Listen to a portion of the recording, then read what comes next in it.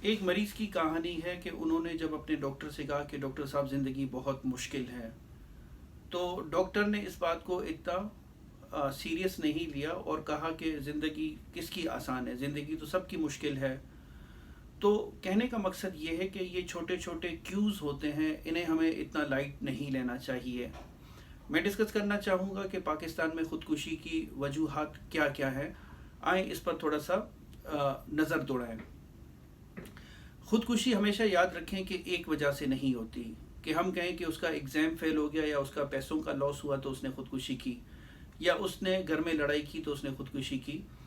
تو یاد رکھیں اس کی کوئی ایک وجہ نہیں ہوتی، خودکشی کی بے شمار وجوہات ہوتی ہیں، اور ایک انسان جب خودکشی کا عمل کر رہا ہوتا ہے تو اس کی ایک وجہ نہیں ہوتی، اس کی چند اور وجوہات بھی ہو سکتی ہیں۔ اگر ہم بات کرتے ہیں تو فیملیز میں بھی سوسائڈ رن کرتا ہے، یہ ریسرچ کی بات ہے۔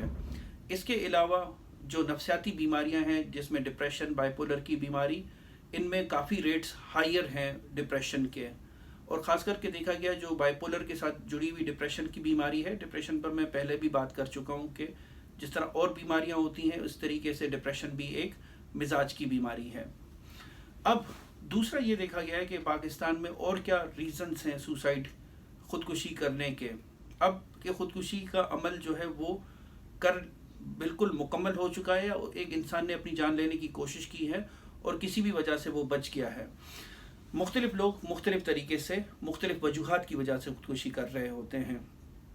ان میں سے چند ایک وجوہات یہ ہیں کہ بچوں میں پڑھائی کی مشکلات، بڑوں میں فائنینشیل پریشرز، ریلیشن شپ کے مسائل، یا اس کے علاوہ جو ہے وہ رسپانسبلٹی، کہ آپ پر رسپانسبلٹی بہت زیادہ ہے اور طبیعت میں حساسیت کا ایلیمنٹ ہے، آپ اس رسپانسبلٹی کا سامنا نہیں کر سکتے، پریشرز کو ہینڈل نہیں کر سکتے، یا سپورٹ سسٹم اتنا اچھا نہیں ہے۔ اور ایک جو ریزن ہے کہ لوگ آپ کو انڈرسٹینڈ نہیں کرتے اور ان کا جو رویہ ہے وہ منفی ہے۔ وہ جس طرح میں نے آپ کو شروع میں مثال دی تھی کہ ایک ڈاکٹر کے سامنے جب کسی مریض نے کہا، اگر اس طرح کا ہم رویہ رکھیں گے تو لوگ اپنے مسائل ڈسکس نہیں کر سکیں گے۔ اب یہ تو ہو گئی وجوہات پر بات، اس کے علاوہ ہم کیا کر سکتے ہیں؟ اگر ہمیں لگے کہ ہمارا کوئی دوست ہے یا ہماری ہی فیملی سے کہ کوئی تھوڑا سا الگ تھلگ ہو رہا ہے، یا اس کا اتنا انٹرسٹ نہیں رہا پہلے کی طرح ایکٹیویٹیز میں، اور کام کاج میں بھی اس کا اتنا انٹرسٹ نہیں ہے، تو اس بات کا نوٹس لینا چاہیے اور ان کو ایک بڑے ہی نیوٹرل وے میں کمفرٹیبل کر کے ان سے ڈسکس کیا جا سکتا ہے کہ ان کی زندگی میں کوئی مشکل تو نہیں ہے۔ کافی دفعہ ہم اس چیز سے ڈر رہے ہوتے ہیں کہ ہم خودکشی کا پوچھیں گے تو ایسا نہ ہو کہ ہم خودکشی کو بڑھائیں گے اور وہ سامنے والا خودکشی کرے گا، تو یہ بات ہرگز درست نہیں ہے۔ آپ کو لگے تو ضرور پوچھیں، بجائے اس کے بعد میں پتہ چلے کہ ایک انسان اپنی زندگی سے ہاتھ دھو بیٹھا ہے۔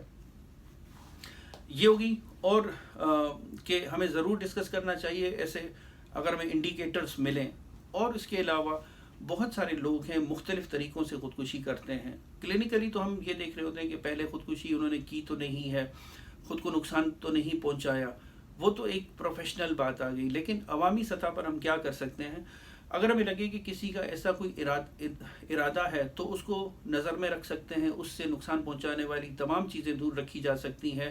چھری، چاقو، رسی کا استعمال ہوتا ہے، ویپنز کا استعمال ہوتا ہے، نیند کی دوائیوں کا استعمال ہوتا ہے، تو ان ساری چیزوں کا دور رکھی جائے۔ جو مضر چیزیں ہیں، واش روم کلینرز ہو گئے، تیزاب ہو گیا، یہ ساری چیزیں ہم دور رکھیں ان سے۔